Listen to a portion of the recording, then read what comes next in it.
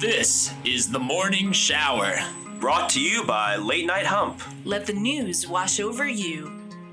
With Jordan Freed, Brendan O'Brien, and Reena Ezra. These are your ShowerHead Lines.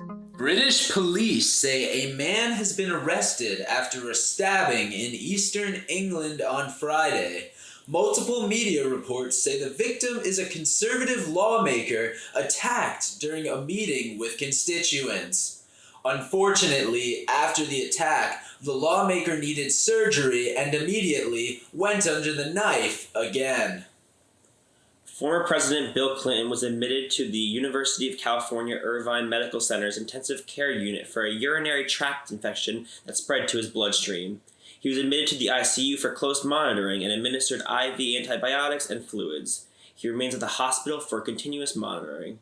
Bill took the situation all in stride as he is used to the discussion of fluids released from his penis being a popular topic of news. Israel is quietly advancing controversial settlement projects in and around Jerusalem without making major announcements that could anger the Biden administration.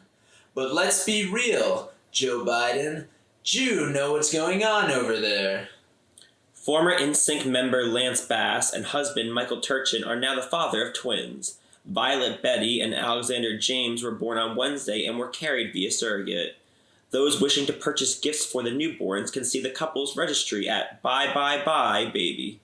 A Massachusetts bakery has agreed to pay up to $95,000 in penalties and restitution, require anti-bias training for employees, and revise its anti-discrimination policies to settle allegations that an employee was repeatedly exposed to racial slurs in the workplace, the Attorney General's office said. They also had to agree to change their name from the KK Cakery.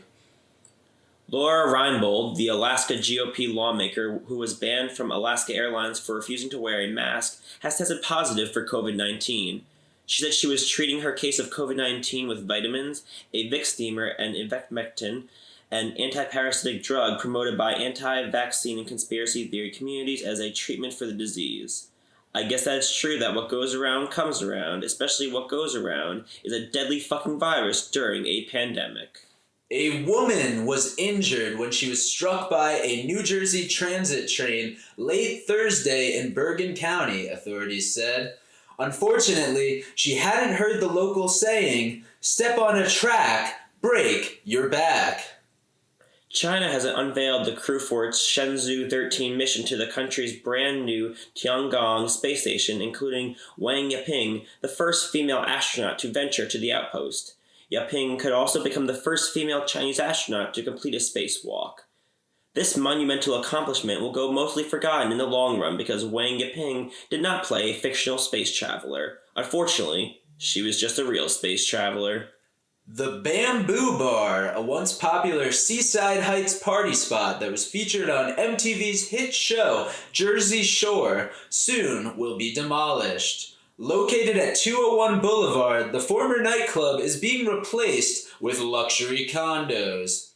I've gotten word from the developers that the condos will feature an on-site gym, tanning, and laundry. Waymo, a Google offshoot that develops self-driving cars, has run into a problem as dozens of its semi-automatic vehicles are getting stuck on the same dead-end street. 15th Avenue in San Francisco's Richmond district is normally a quiet residential street, but for the past several weeks, it's become a hotspot of confused, autonomous cars that reach the end, get stuck, and usually require human intervention to turn around. Luckily, drivers were able to get their cars unstuck by executing the Google-patented G-turn.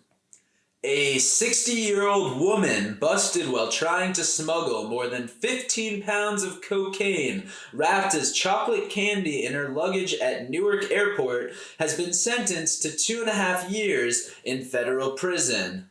Make sure to go trick-or-treating at her cell, which will have some of her famous cocaine.